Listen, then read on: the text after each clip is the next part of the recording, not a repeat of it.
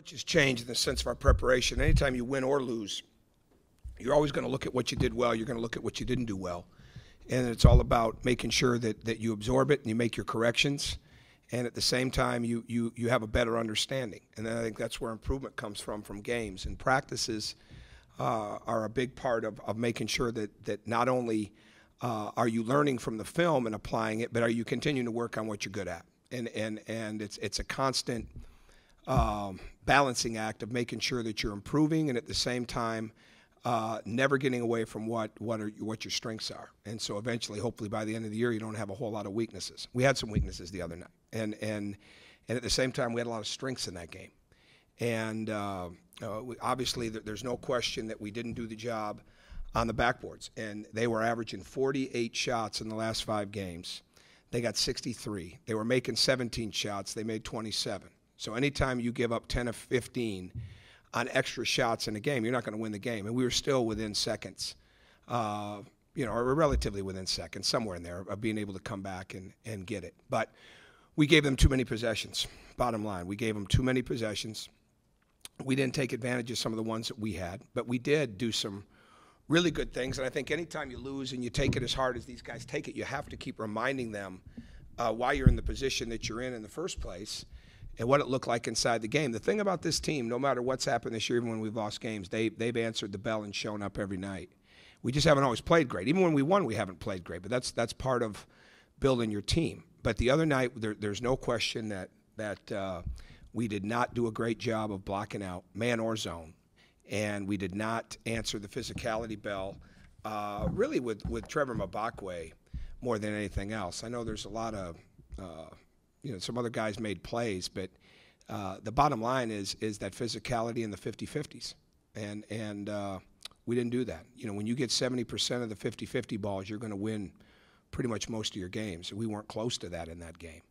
But again, we did a lot of good things. It's like I said after Illinois, we're not even remotely talking about any ounce of bouncing back. It's all about how quickly and briskly can we move forward. And this program's not moving at a snail's pace. It's moving at a very fast pace. And that's why I know we have great people. It's one thing to be a really good player. It's another thing to be a great person. And we're full of them. And that's why they're working the way that they're working, and I know they can't wait to play. But with that being said, and being in the stretch run and the home stretch that it is right now, we are going to need an incredibly aggressive, energetic crowd. And we always do. But we've played in some of the toughest arenas lately when you look at Michigan State and when you look at Minnesota. And those were very hostile, aggressive places. Ohio State was like that, and we need our crowd to be like that big time tomorrow night. Really, with 2 games left, we need it every night, but we definitely need it tomorrow night. So we're looking forward to a great home crowd and on a Saturday night playing against what we think is what I've always thought, and I think the players feel the same way, one of the best teams in our league, and has been and will continue to be as long as Fran's there.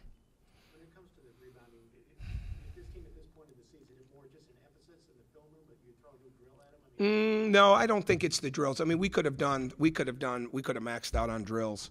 It's a little bit technique. It's a little bit more awareness, and then it's a lot more just being the first hitter. You got to have first contact. I mean, it's a physical game, and it really is. It's a very physical game. I mean, I look at Cody and the free throws that he's shooting. There shouldn't be anybody close to Cody in the country in free throw attempts.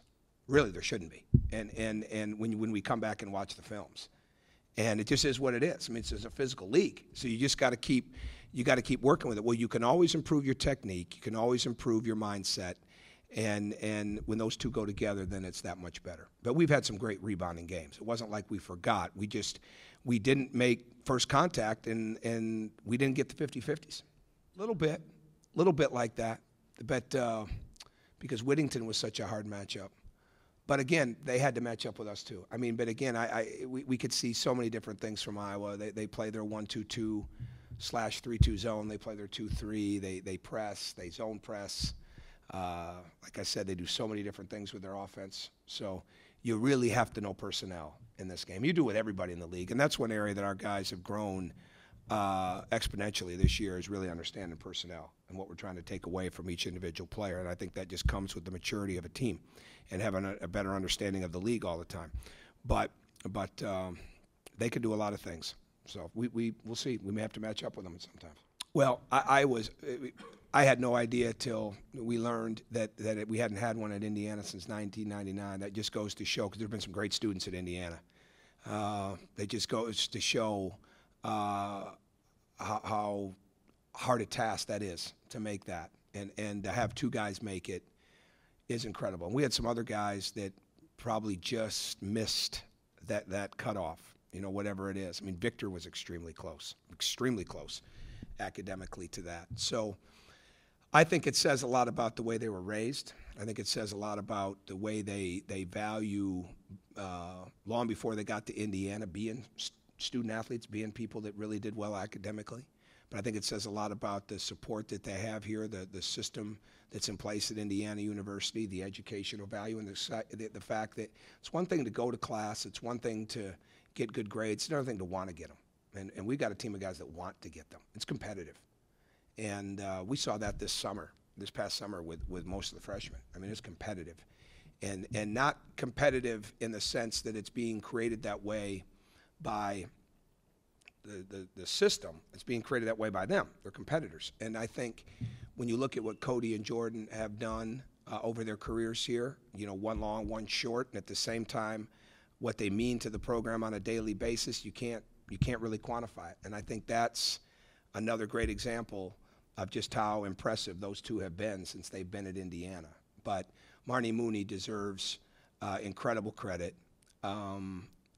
The system, the tutors that get no credit, that work with them, and those guys would do fine without that, but everybody has access to that.